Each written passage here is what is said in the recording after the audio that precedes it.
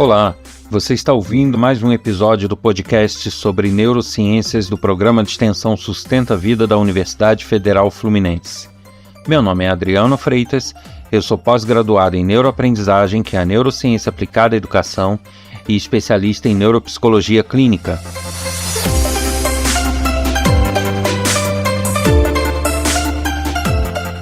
No episódio de hoje, nós falaremos um pouquinho sobre os processos de depressão e de melancolia.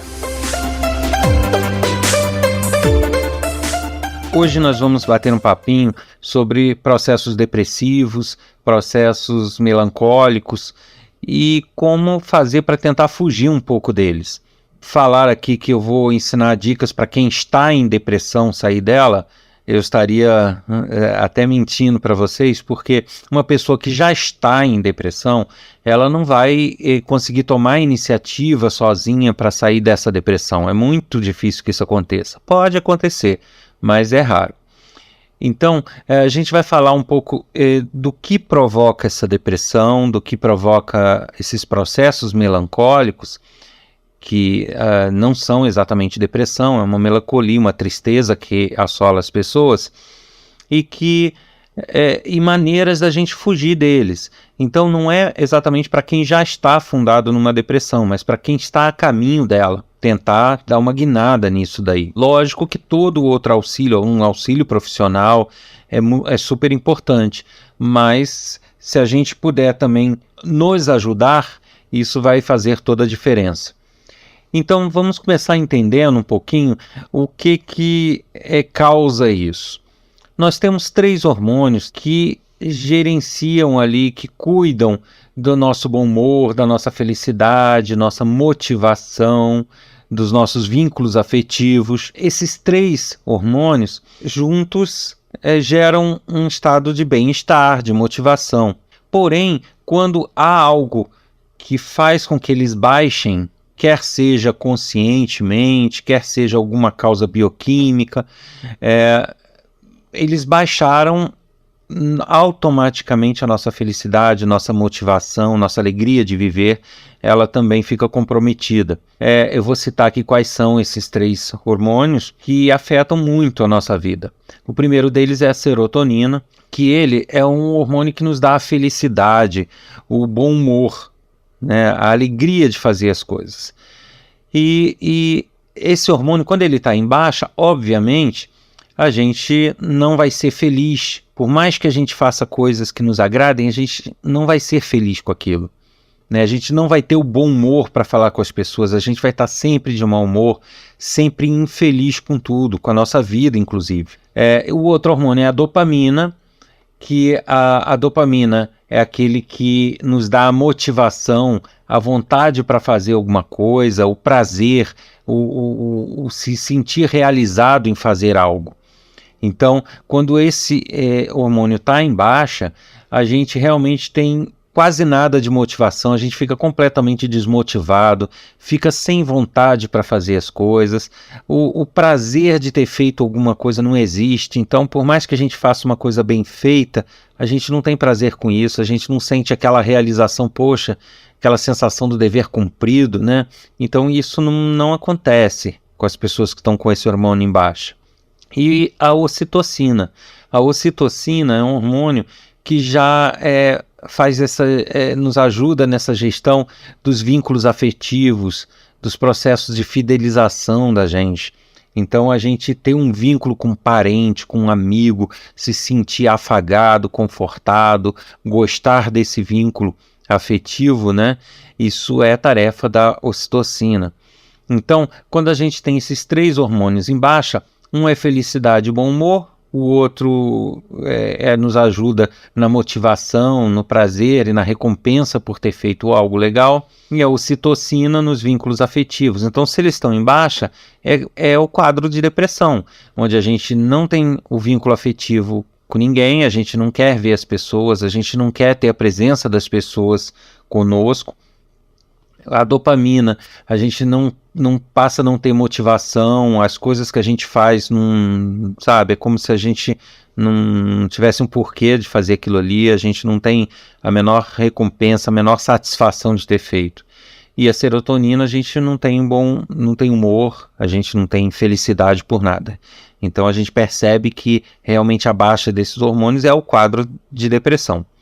Obviamente que a depressão ela pode advir de diversos fatores, né? Ainda existem muitos estudos em andamento, ainda há muita coisa a se descobrir, mas já se sabe que em uma boa parte das pessoas são distúrbios neuroquímicos, onde a pessoa tem baixa nessas substâncias de fato, e a pessoa não consegue. Não é uma questão psicológica, não é um problema que afeta a vida da pessoa necessariamente, é uma causa bioquímica, e aí os problemas que seriam naturais na vida da pessoa ficam exacerbados, ficam fora de controle, e a pessoa entra numa bola de neve ladeira abaixo. E existem aqueles casos já identificados também, que essa baixa não é propriamente por um fator neuroquímico, ela é uma baixa, vamos dizer assim, provocada pela própria vontade, pelo sugestionamento que o próprio cérebro faz. Ou seja, a pessoa se condiciona a, mediante um problema, não reagir, se fazer de vítima, ou a pessoa não se fazer de vítima, mas ela perder a vontade de viver, ou perder a vontade, mas isso ser tão forte que cause a baixa nesses hormônios, e aí a pessoa entra num processo que ela conscientemente não consegue mais reverter. Então, existem sim quadros psicológicos que causam a depressão, mas também existem fatores neuroquímicos que podem causar essa mesma depressão. Muitos desses quadros a pessoa dificilmente reverte sozinho. A pessoa precisa de auxílios profissionais, algumas vezes de auxílios medicamentosos, né, tomar remédios, para que ela possa sair desses momentos agudos de depressão e aí sim fazer um acompanhamento psicológico e ter resultados adequados. A depressão realmente é muito sério, não é algo que a pessoa está deprimida porque quer ou que sai da depressão a hora que quiser, não é simples assim. Eu digo antes fosse, né, porque aí seria mais fácil de cuidar das pessoas e mais fácil das pessoas se livrarem disso, mas infelizmente não é tão simples assim. Então, as pessoas podem ter problemas psicológicos advindos de algum problema, de algum trauma familiar, e que isso se torna tão forte na vida da pessoa que isso gera uma baixa nesses hormônios, e aí a pessoa entra de fato num quadro depressivo causado por um fator psicológico. Mas a pessoa também pode ter algum distúrbio neuroquímico e que cause essa depressão sem que a pessoa tivesse passado por um problema específico ou algum impacto ou algum drama familiar muito grande. E quando eu falo em melancolia, é porque muitas pessoas dizem, eu estou deprimido hoje, né, ou quando na verdade não está, porque quando uma pessoa de fato está deprimida, ela quer se isolar do mundo, ela não quer fazer nada, ela não consegue muitas vezes sair de casa para trabalhar, ou quando sai para trabalhar é arrastado, sabe? Então muitas vezes a gente está até no nosso dia a dia falando que a gente está meio deprimido, mas na verdade não, às vezes a gente está com uma melancolia, que a melancolia é uma característica também parecida com a depressão, uma tristeza, uma falta de estímulo, só que não necessariamente a melancolia ela te acompanha o tempo inteiro, todo o tempo, e muitas vezes também ela não te acompanha com todo esse quadro. Muitas vezes a pessoa consegue manter vínculos afetivos, mas perde o humor, perde o estímulo, perde a motivação. Outras vezes ela consegue até se sentir motivada a fazer algumas coisas, mas ela perde a felicidade, perde o humor. Então não necessariamente ela estaria num quadro igual ao da depressão, onde a pessoa perde tudo, né? Mas é um momento de tristeza, um momento de realmente não se sentir bem, se sentir triste, se sentir melancólico. Isso é uma outra característica. Mas a característica principal de quando a pessoa está melancólica é a perda da felicidade. Geralmente a pessoa fica triste, fica abatida, fica mais pensativa, introspectiva. E não necessariamente ela fica com esse isolamento todo que os depressivos tendem a ter.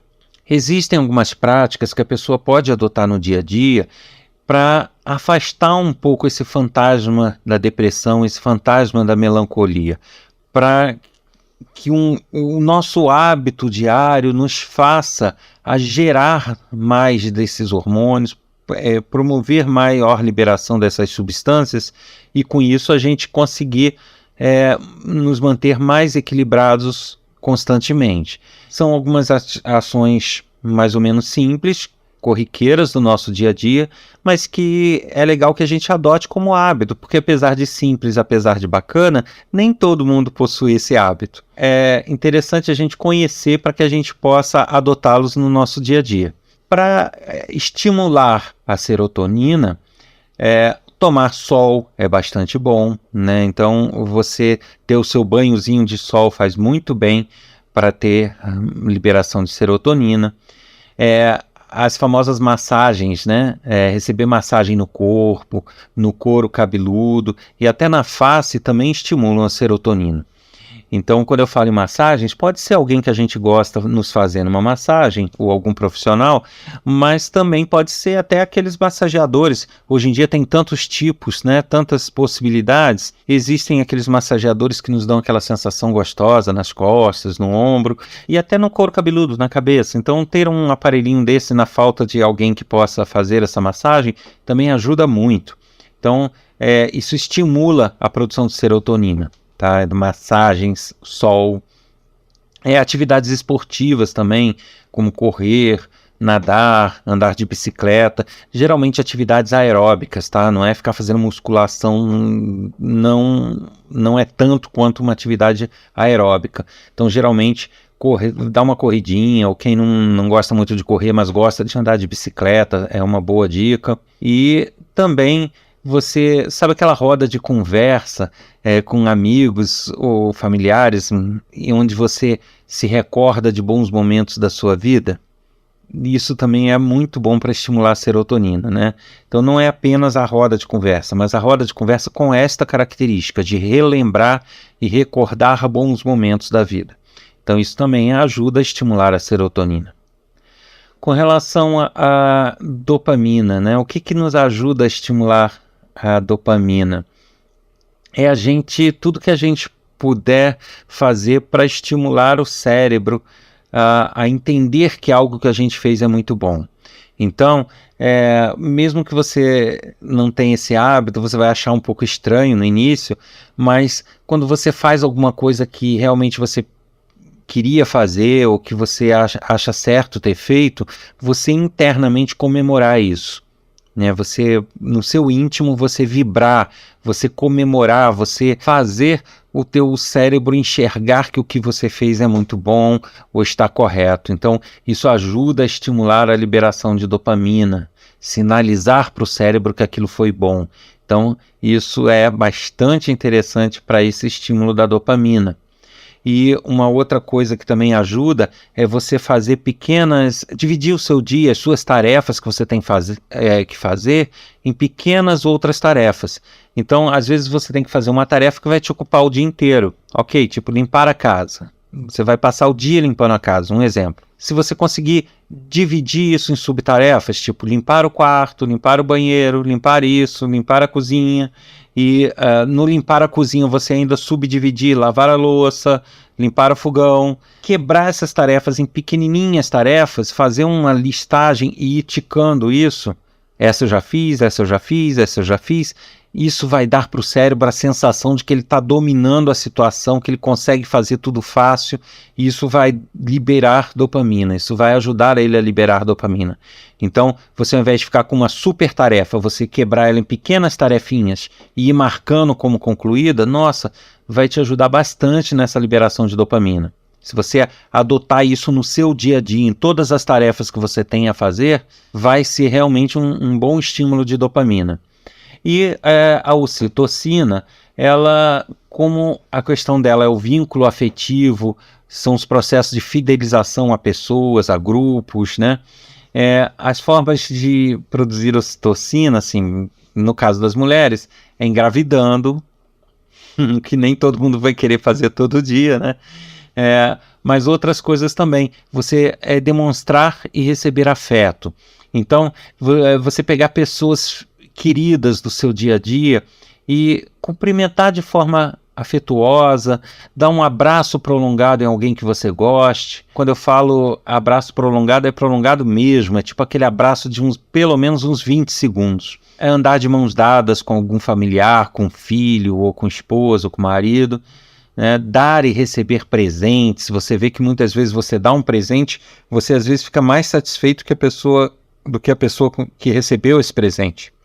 Tudo isso ajuda a liberar ocitocina. Isso que eu estou falando aqui como dicas, repito, não substituem um acompanhamento profissional, não substituem medicação, não substituem nada que a pessoa precise. Eles são auxiliares enquanto hábitos diários para evitar que a pessoa entre nesses processos depressivos ou melancólicos, né? Eles dão um up, eles ajudam a pessoa. Então é mais uma ferramenta de auxílio nessas situações. Então, neste episódio, a gente fica por aqui e eu espero revê-los em breve no próximo episódio.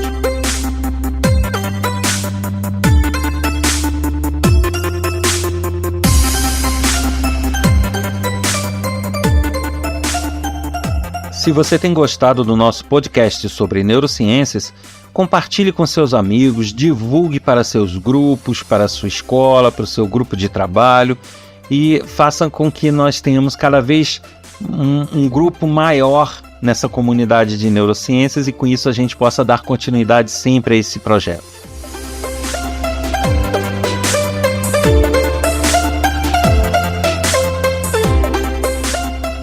Meu nome é Adriano Freitas, eu sou pós-graduado em neuroaprendizagem, que é a neurociência aplicada à educação, especialista em neuropsicologia clínica.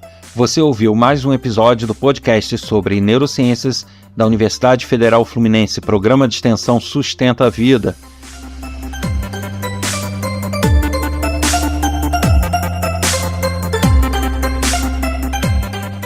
Para escrever com críticas, sugestões, dúvidas, comentários, basta mandar um e-mail para podcast@sustenta-vida.com, colocando no assunto o especialista ou o canal de podcast para o qual você deseja escrever. Para conhecer mais sobre nossos projetos, nossos cursos gratuitos de extensão, basta acessar www.sustenta-vida.com. Um abraço a todos e até o próximo episódio.